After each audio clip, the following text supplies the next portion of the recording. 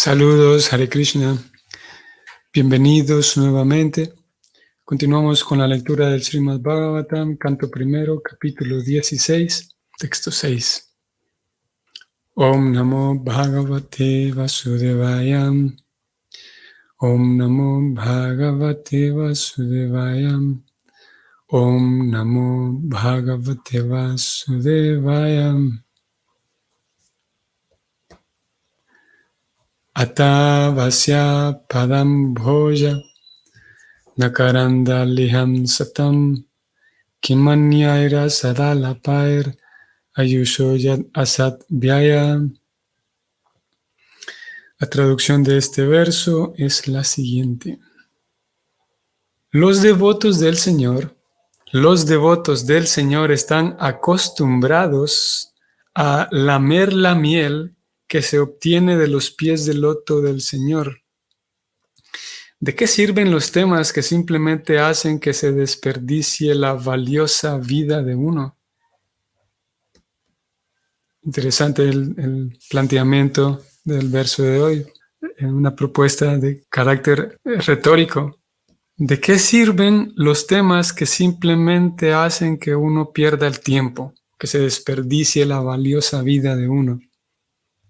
Hay esta división en el verso. Por un lado, se utiliza esta alegoría. Se habla de la miel que se obtiene de los pies del loto del Señor. Obviamente, esto no es de carácter literal.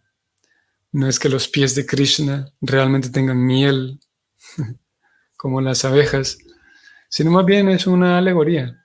Se está comparando la satisfacción tan dulce que se puede experimentar al momento de que el alma o la persona se vea a sí mismo como un sirviente de Dios y que realmente pueda actuar como un sirviente de Dios. Y en ese entonces, y de esa manera puede encontrar un placer, un gusto, una dulzura en su propia vida que se compara a la miel. Pero para ello hace falta darse cuenta de que soy un sirviente de Dios y actuar como tal. Por esa razón aquí se habla de la miel de los pies del loto del Señor, en el sentido de que ustedes sabrán cuando se habla de los pies del loto del Señor o los pies del loto del Maestro Espiritual. En la mayoría de los casos, en la mayoría de las ocasiones, se hace referencia al servicio que se le presta al Señor. Un sirviente de los pies del loto del Señor es simplemente un sirviente del Señor. Un sirviente, o cuando se dice los pies del loto del Maestro Espiritual, se está refiriendo al servicio que uno le presta al Maestro Espiritual.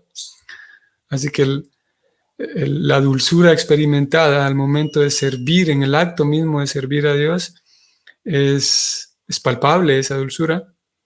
Y por lo tanto, ¿de qué van a servir? La segunda parte del texto dice, ¿de qué sirve hablar de temas que simplemente le hacen a uno perder el tiempo?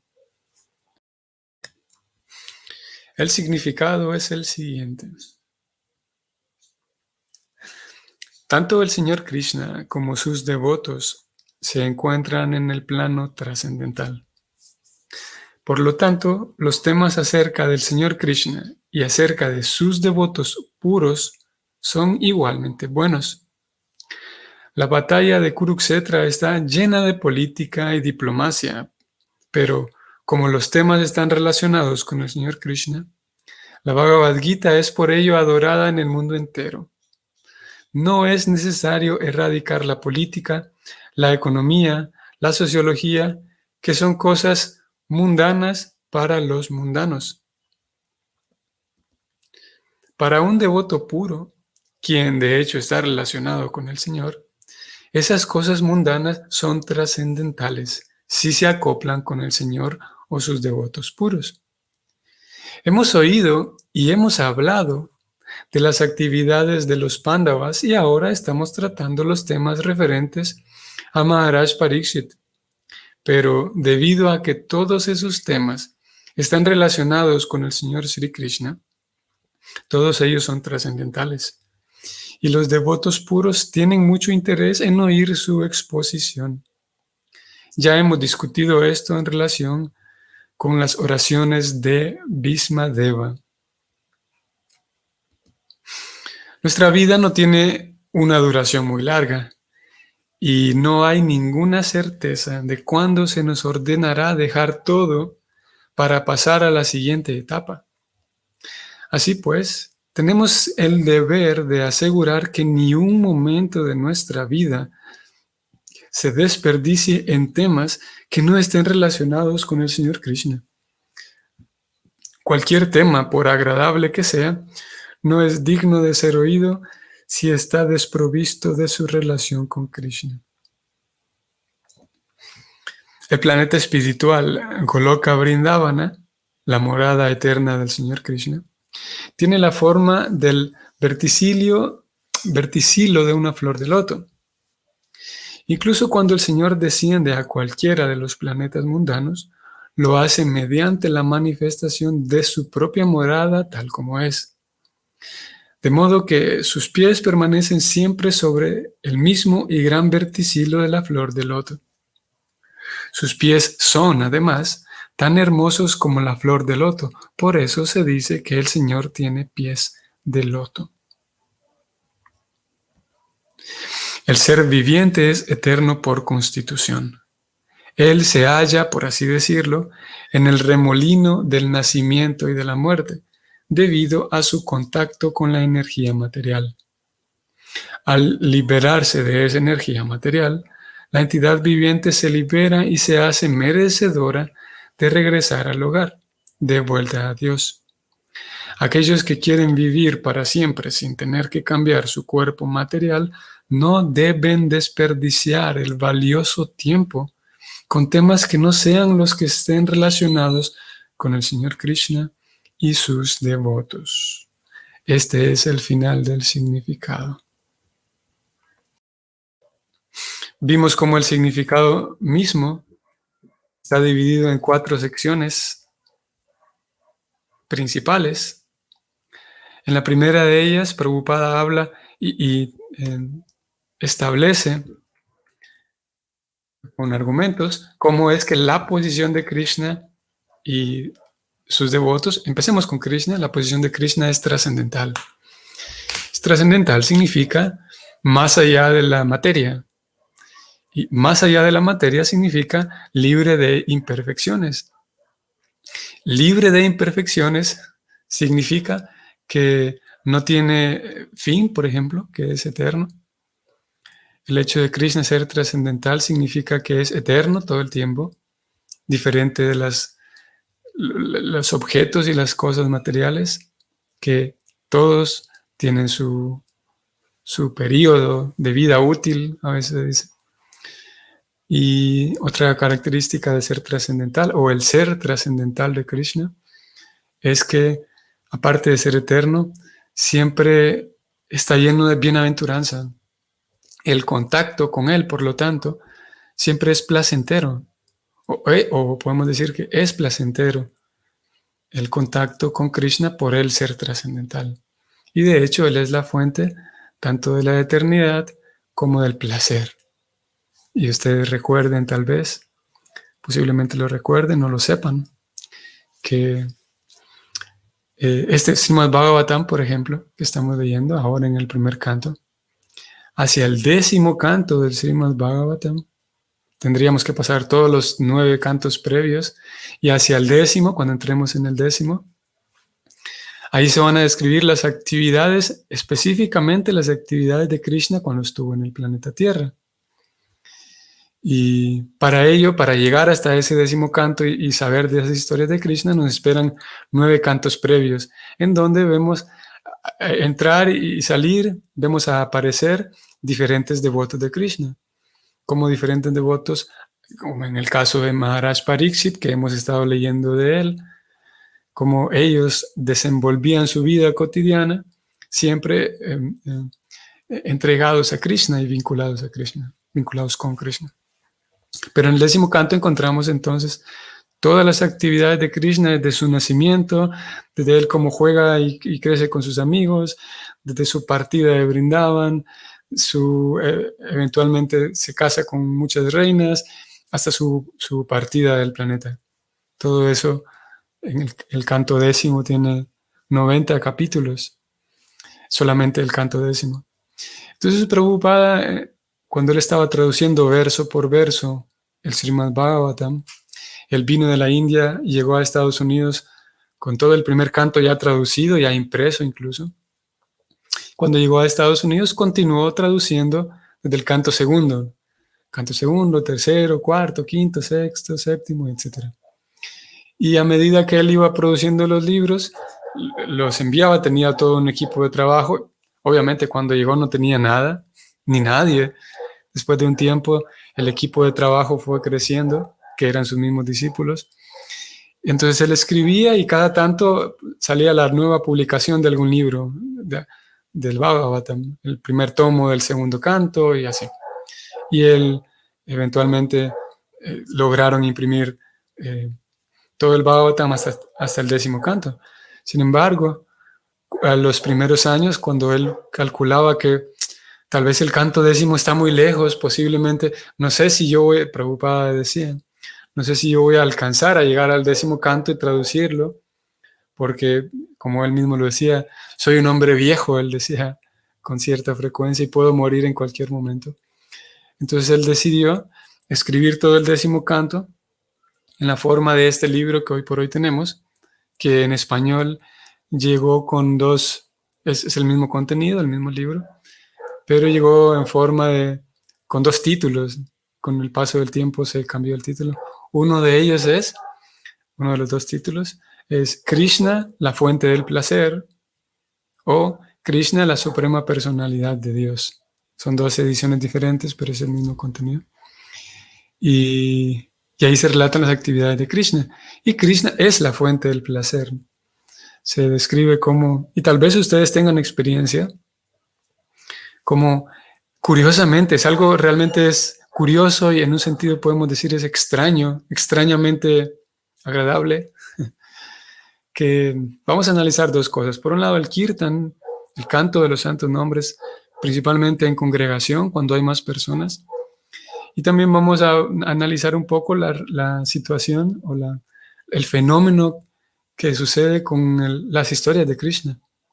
Por un lado, con el kirtan, tal vez, no sé si todos, espero que ustedes también hayan tenido la oportunidad de participar en un kirtan. Y el kirtan entonces consiste en muchas personas cantando en conjunto como una ofrenda a Dios, como una ofrenda a Krishna, cantando principalmente el mantra Hare Krishna. Y curiosamente, en una sesión de kirtan que puede durar 20 minutos, 30, 40, una hora, curiosamente puede ser que uno se canse de estar sentado en el mismo lugar o tenga que pararse, mover las rodillas, pero curiosamente uno puede pasar una hora entera cantando el mismo mantra y no es aburrido. Por otro lado, también algunos tenemos experiencia de cómo hay ciertos círculos, ciertos grupos que tienen alguna frecuencia con la cual se reúnen. Después de un tiempo de estar participando en grupos de kirtan, llega el momento en el que si no participaste esta semana, algo hace falta. Y obviamente alguien podría atribuir esto a que simplemente es una costumbre, que me acostumbré a hacer cualquier cosa, así como me podría hacer falta salir en bicicleta los martes. Pero lo cierto es que no solamente es costumbre, porque en el acto mismo, en el momento mismo del kirtan, de acuerdo a cómo cada persona esté vinculado con Krishna y de acuerdo a cómo sea la vida práctica, la vida diaria de cada persona, el ananda, podemos decir, la felicidad misma y la sensación misma experimentada de manera interna en el kirtan es fuera de lo común.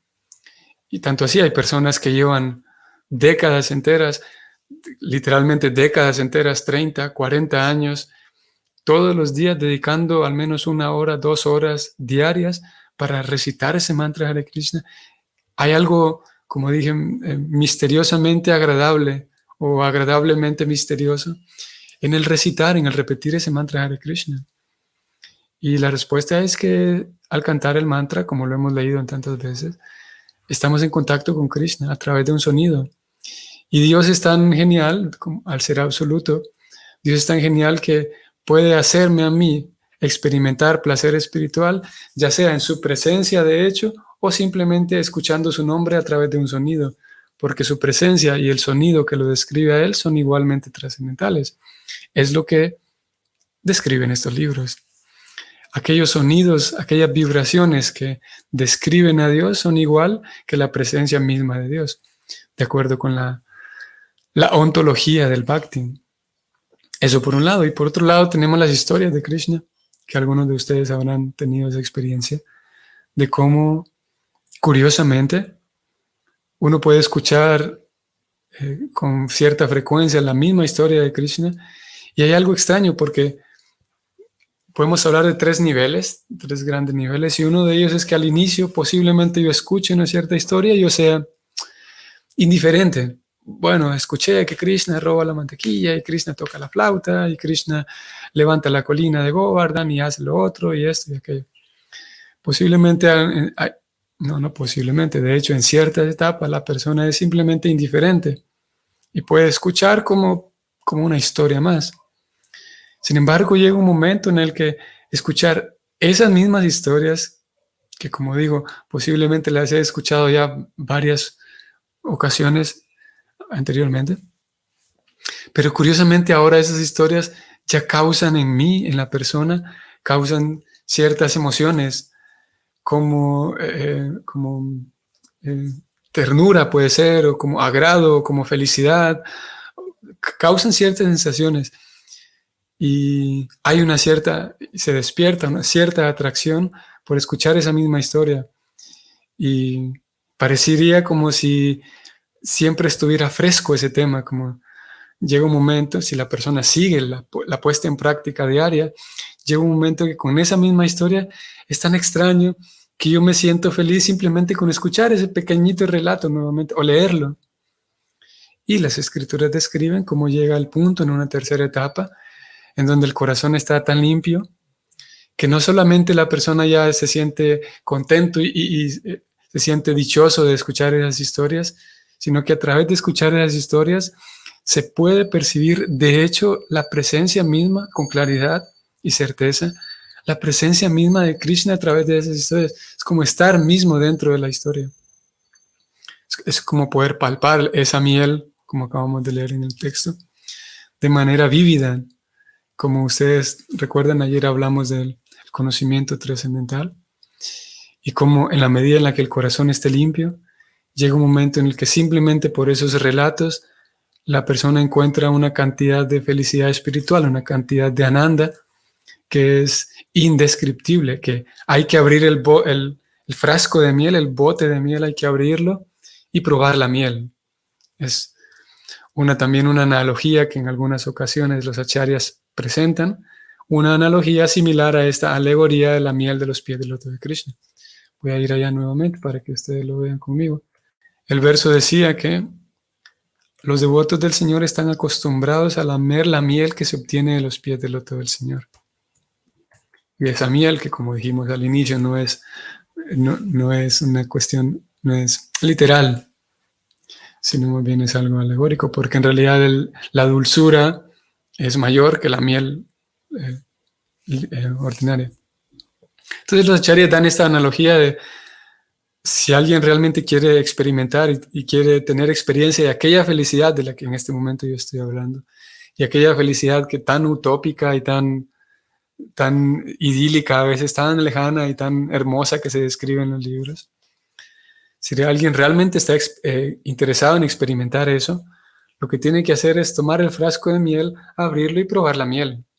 No se puede experimentar ese dulce simplemente lamiendo la botella de miel por fuera.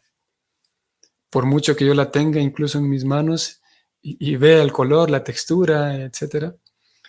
El sabor hay que probarlo destapando el frasco. Y similarmente la invitación es todo el tiempo para que la persona ejecute el bhakti, para que la persona ponga en práctica lo que se le recomienda, principalmente el canto del mantra, principalmente el canto en congregación, que yo dedique tiempo de mi vida diaria a recitar ese mantra y otras actividades, como recién ahora leímos también. todas esas mm, eh, características. Aquí se está hablando de los temas, en realidad, ya que el texto mismo tiene ese contexto de los temas de conversación que están relacionados con Krishna. Son tan buenos, pero al mismo tiempo las actividades relacionadas con Krishna, como el canto del mantra, la lectura de los libros, el ofrecer mis alimentos, eso es fundamental. Y eso hará que entonces mi corazón vaya estando más en sintonía y presto para experimentar esa felicidad que, como hemos dicho tantas veces, no es una sugestión ni es una exageración, sino que es la felicidad eterna del alma, la verdadera felicidad del alma, la que todo el mundo está buscando, pero de alguna otra manera la gran cantidad de personas desconoce ese método de encontrar, ponerse en contacto con esa felicidad del alma. Quiero mostrarles un par de versos en la Gita. 5.2. Lo encontramos en el significado y vengo a buscar nada más este par de líneas. De manera que, leo textualmente, de manera que el jnana, entre paréntesis, el conocimiento de que uno no es este cuerpo material, sino que uno es un alma espiritual, ese conocimiento no es suficiente para la liberación. Uno tiene que actuar en la posición de alma espiritual, pues de lo contrario no hay escapatoria del cautiverio material. Ven qué interesante. En este texto, el significado invita, o no invita, sino más bien aclara lo que acabamos de decir, que tener la botella de miel en la mano y saber muy bien en teoría que eso es miel, no es suficiente para tener la experiencia del sabor dulce de la miel. Similarmente, si uno tiene información y conocimiento acerca del alma, acerca del cuerpo, acerca del ego, acerca de los deseos, el plano material, Dios, todo ese conocimiento en sí, técnicamente es llamado jnana. Todo eso en conjunto es conocimiento. Pero todo el conocimiento en sí no es suficiente para que el alma experimente felicidad, porque es necesario que la persona actúe como alma. Y curiosamente, como digo, quienes están viendo la pantalla, aquí se incluye en el significado el acto de actuar en letras cursivas, porque el alma tiene que actuar en la posición espiritual. De lo contrario, va a seguir teniendo la botella de miel cerrada, sin destapar. Uno tiene que ser capaz de actuar en el plano espiritual, actuar como alma. Y es ahí donde viene la puesta en práctica del bhakti. Es ahí donde el bhakti tiene tantos, pero tantos elementos que son prácticos, que son aterrizados a la vida diaria. Por un lado hay una dimensión litúrgica, hay ciertos rituales que se recomiendan observar. Por otro lado hay ciertas recomendaciones de carácter individual, como por ejemplo el, el regular y estar atentos, por ejemplo, a qué es lo que estoy comiendo, en qué cantidad estoy comiendo. Todo esto se recomienda en los libros. Si una persona come demasiado o si una persona no se alimenta lo suficiente, no será capaz que ella pueda encontrar esa sintonía espiritual. Lo hemos dicho hace un par de días atrás y lo recomienda así el Bhakti. Que la persona, aparte, como digo, de la dimensión litúrgica, que pueda ver su propio progreso, incluso físico, que esté atenta a qué alimentos estoy comiendo, no solamente dentro del reino lacto vegetariano, sino qué alimentos estoy comiendo. Estoy comiendo en exceso ciertos alimentos que no me están beneficiando. Estoy ofreciendo mis alimentos, estoy consumiendo aquellos alimentos que ofrecí. ¿De qué estoy hablando? ¿De qué calidad son las conversaciones que yo estoy teniendo? Vinculando este tema nuevamente con el texto de hoy, ya que, y es muy fácil, y más hoy por hoy, ustedes y yo sabemos que hay un fenómeno actual con la presencia tan grande y distribuida de las redes sociales en la actualidad. Todo el mundo tiene una opinión para todo y todo el mundo se vuelve experto en todos los temas actuales, en política, en todo lo que sea. Cualquier tema que se pone de moda, toda la, claro, es una forma de decir, de generalizar, decir todo el mundo, pero en general tantas personas se vuelven expertos en medicina, en la pandemia, en deporte, en los premios Oscar, en cualquier tema que está en el mainstream, que está ahí en las redes. Es muy fácil dar la opinión. A todo el mundo le gusta dar su opinión. Y vale la pena aquella persona que esté dispuesta a experimentar a qué sabe esa miel de verdad. Vale la pena prestar atención de qué estoy hablando, de qué calidad son mis propias palabras, de qué calidad es el entretenimiento que yo estoy consumiendo a través de las redes. Así como hay comida chatarra, comida basura, asimismo hay entretenimiento chatarra y basura, que lo que hace es impedir el progreso, no solamente espiritual, que obviamente sí, pero incluso impide el progreso moral y el progreso humano, podemos decir. ¿De qué calidad es aquella entretenimiento que estoy consumiendo? Y eso tiene que ver luego con la vida individual del estudiante de conciencia de Krishna. Y por último, prestar atención cómo es mi relacionamiento con los Vaishnavas, con los devotos, ya que voy a volver al texto de hoy. Vamos a subir aquí, ya que el texto de hoy describía que Krishna está en una posición trascendental, pero no solamente Krishna, sino también sus devotos. Claro que sus devotos se refiere principalmente a sus devotos puros que están puestos, armados y maduros, bien puestos, bien situados con Krishna. Y luego tenemos una comunidad, una congregación de devotos con los cuales yo puedo tener un contacto más cercano, que posiblemente estemos en un proceso inicial, en un proceso de estudiantes. Generalmente cuando en textos como este se presenta a Krishna como sus devotos, hace referencia a esos grandes devotos puros.